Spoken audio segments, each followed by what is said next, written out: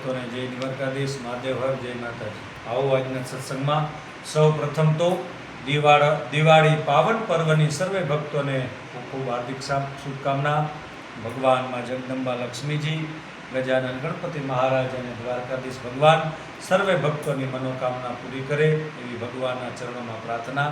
તેમજ દિવાળીના દિવસે ગજાનન ગણપતિ મહારાજ, માં લક્ષ્મીજી, કુબેર ભગવાન અને ભગવાન ધન્વંતરી ભગવાનની પૂજાનો બહુ મોટો મહિમા છે।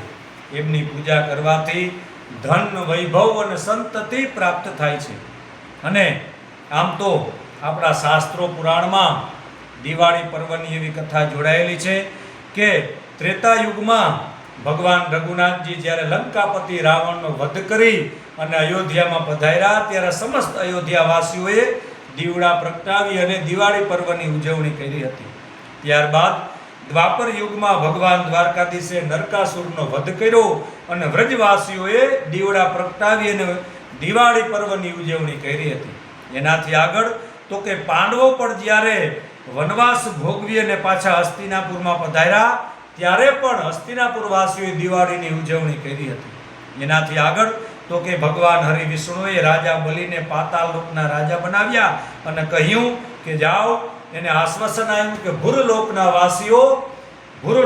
વાસીઓ દર વર્ષે દિવાળીની ઉજવણી કરશે। તો આવી રીતે દિવાળી પર્વનો આપણા શાસ્ત્રો પુરાણમાં બહુ મોટો મહિમા છે। તો દિવાળીના પર્વના દિવસે લક્ષ્મીજી, ગજાનન ગણપતિ મહારાજ, ધન્વંતરી ભગવાન અને કુબેર ભગવાનની પૂજા કરવી જોઈએ। તેમજ આપણે ત્યાં એવી પરંપરા છે કે આપણે ગુજરાતી લોકોનો વર્ષનો છેલ્લો દિવસ એટલે લોકો ચોપડા પૂજન પણ કરે છે। તો આવી રીતે આપણા શાસ્ત્રો પુરાણમાં દિવાળી પર્વનો બહુ મોટો મહિમા છે। આજના સત્સંગમાં બસ એટલું જ। સર્વે ભક્તોને જય સિયારામ, જય દ્વારકાધીશ, મહાદેવ હર, જય માતાજી।